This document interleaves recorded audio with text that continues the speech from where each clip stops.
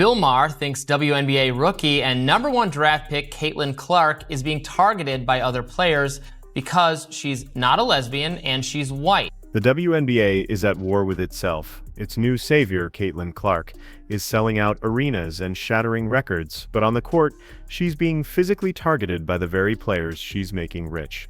This isn't just a rookie getting a tough welcome.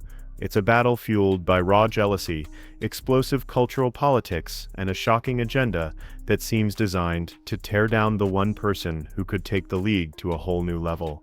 The league is very lesbian, and she's not. And there's race. There's a lot of going on. Caitlin Clark wasn't just another #1 draft pick, she was a phenomenon. She arrived in the WNBA on a tidal wave of hype that was unlike anything women's basketball had ever seen. In college, she wasn't just a player, she was an event. Her NCAA championship game drew over 18 million viewers, more than any NBA Finals game in years. The Caitlin Clark effect was real and immediate. Arenas that were once half empty sold out in minutes. TV networks bumped other primetime programming just to air her games. They defend each other on their same team. I mean, men will fight from two teams, but when somebody checks you on who's on your team, you defend that guy. She brought a legion of new fans to the sport, people who had never watched a WNBA game in their lives. The league knew it had struck gold. Clark was the golden ticket, the face of a new era, and the money and attention followed her wherever she went. The expectation was simple. She would lift the entire league with her, but the welcome mat was pulled out from under her almost immediately. I'll just say, it's not always racism when a white person succeeds. And it's not always racism when black people hip check them either. The professional court turned out to be less of a stage and more of a battlefield. From her first game, the message from veteran players was clear. This league is different. The physicality was intense, but soon it began to look like something more than just a rookie's welcome to the league moment.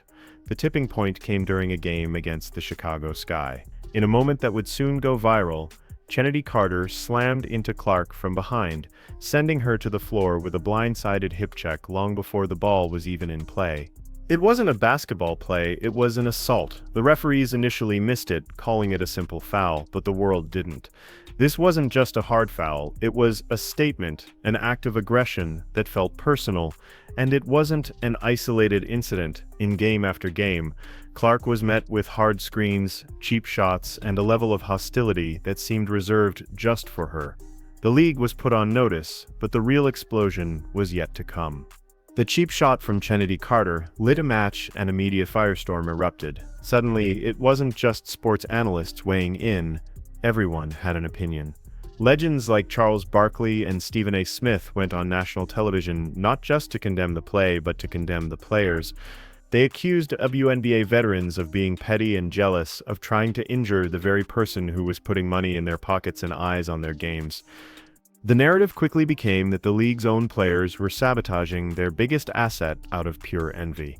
The conversation was no longer about a single foul, it was about the culture of the WNBA itself. But just as the debate over jealousy and sportsmanship reached its peak, political commentator Bill Maher threw a grenade into the conversation, and what he alleged was far more explosive than simple resentment.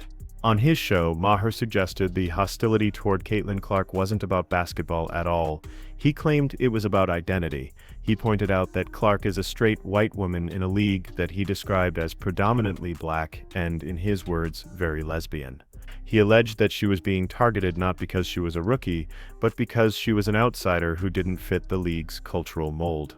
This was the bombshell that turned a sports debate into a full-blown culture war.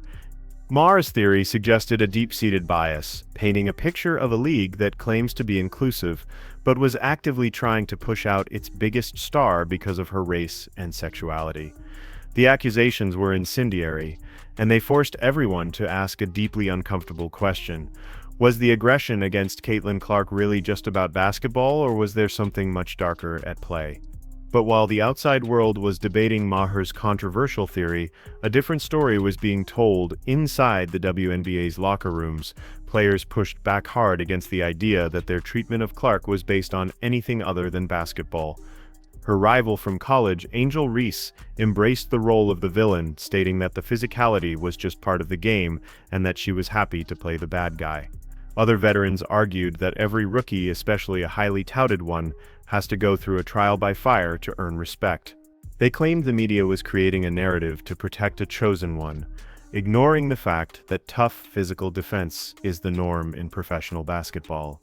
They pointed to Clark's massive endorsement deals, her reported $28 million Nike contract, and the unprecedented media attention as the real source of the tension. To them, it wasn't about her identity, it was about a rookie being treated like a queen before she had ever proven herself on a professional level. Just when it seemed the controversy couldn't get any hotter, a decision was made that left the entire sports world stunned. Team USA announced its roster for the upcoming Paris Olympics, and Caitlin Clark's name was not on it. The justification from the committee was that they favored veteran players with more experience, but to the public, this was an act of pure insanity. How could the most popular and talked about basketball player in the country be left off the team? The decision was seen by many as the ultimate betrayal, a final confirmation that the WNBA establishment was actively working against its brightest star. It no longer mattered if the on-court fouls were personal or not. Leaving Caitlin Clark off the Olympic team felt like a deliberate move to humble her, to put her back in her place, and it sent a clear message: you may have the fans, but we have the power. Beneath the on-court drama and the public debates, there's a powerful and unspoken force driving this entire conflict: cold, hard cash. The irony of the situation is staggering. Caitlin Clark is making everyone in the WNBA richer. Her presence has led to new charter flight agreements, higher viewership bonuses, and increased league revenue that will eventually trickle down to every player. Yet she is the one facing the hostility. This paradox points to a deep-seated resentment that money can't fix. While the league as a whole is benefiting, individual players see Clark getting the lion's share of the media attention and endorsement deals, with a shoe deal worth millions more than the combined salaries of several teams. They see her as the face of the league before she's even played a full season, and that professional envy is a powerful motivator. The conflict isn't just about hard fouls or cultural differences, it's about who gets the credit, who holds the spotlight, and who truly profits from this new era. But while players were fighting for their slice of the pie, a bigger question emerged: where was the league office in all of this? As their biggest star was being treated like a human piñata, the WNBA's response was a deafening silence. The Kennedy Carter foul was only upgraded to a flagrant one after a full day of immense public outrage, a move that felt less like decisive action and more like a reluctant surrender to pressure. Commissioner Kathy Engelbert's statements were seen as weak and non-committal, filled with corporate jargon about growing the league while avoiding the central issue of protecting its players. This failure to act sent a chilling message to Clark and her fans. You're on your own. The league seemed terrified of its own players, unwilling to enforce its rules and protect its golden goose for fear of alienating its veteran base. It was a catastrophic failure of leadership that only added more fuel to the fire. But as the league fumbled its response and players continued their assault, something incredible happened. The target of all this hostility refused to break. Caitlin Clark just kept playing. Through the cheap shots and the media chaos, she put up historic numbers, breaking rookie records for three-pointers and assists. In press conferences, she remained poised and professional, never taking the bait and always turning the focus back to the game. Her stoicism was its own form of defiance, and the army of fans she brought with her began to fight back. They flooded social media, defending Clark and calling out the league for its inaction. They turned every game into a referendum on her treatment. A new, powerful force had entered the war, a massive, protective, and increasingly angry fan base that was loyal not to the WNBA, but to Caitlin Clark herself. The league wasn't just alienating its star, it was alienating millions of new customers.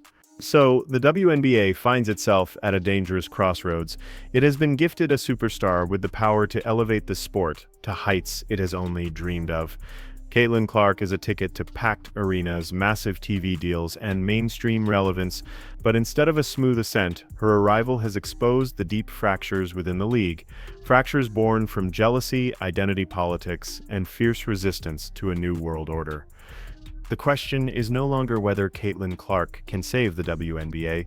The real question is whether the WNBA will let her. Will the league and its players embrace the monumental opportunity she represents, or will the internal war to diminish her star ultimately burn down the very house she was meant to build? The future of an entire sport may depend on the answer.